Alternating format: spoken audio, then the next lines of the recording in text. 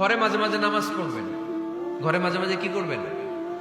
সহিহ মুসলিমের হাদিস, আল্লাহ রাসূল সাল্লাল্লাহু আলাইহি ওয়াসাল্লাম বলেছেন, তোমরা মসজিদে ফরজ নামাজের পরে ঘরের জন্য কিছু সুন্নাহ আর নফল নামাজ রেখে দিও, কারণ যারা সুন্নাহ আর নফল নামাজ ঘরে পড়ে আল্লাহ তাআলা তাদের ঘরটাকে বরকত দিয়ে পূর্ণ করে দেয়।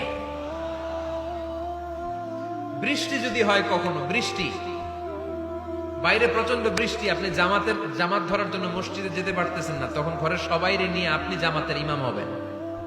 দরকার আছে না নাই?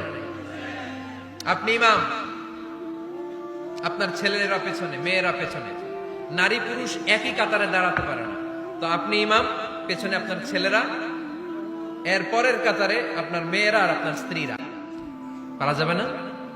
ছেলে মেয়ে যদি না থাকে, হুজুর আমি আর সে টোনাটুনি সংসার, তাহলে টোনা দাঁড়াবে সামনে, টুনি দাঁড়াবে পেছনে, একসাথে দাঁড়ানো যাবে? আমি আর আজকে সভাপতি লিয়াকত ভাই দুজনে মিলে যদি জামাত করি, একসাথে দাঁড়ানো যাবে। আমি এদিকে, লিয়াকত ভাই আমার ডানে, ঠিক কিনা? কিন্তু টোনা টুনি যদি দাঁড়ায়, টোনা দাঁড়াবে সামনে, টুনি দাঁড়াবে বরাবর পিছনে। মাসালা বুঝতে পেরেছেন? The family that prays together stays. পরিবারগুলো ভাঙে না।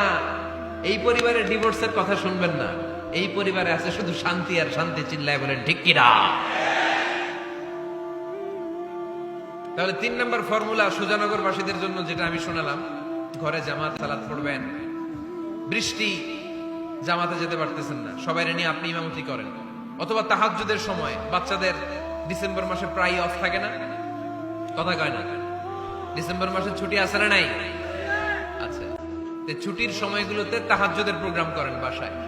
আপনি ইমাম, আপনার ছেলে মেয়ে আর স্ত্রী, আপনার মুক্তাদি, একসাথে ঘরে সালাত করলে ঘরটারে বরকতময় করে দেয় কে?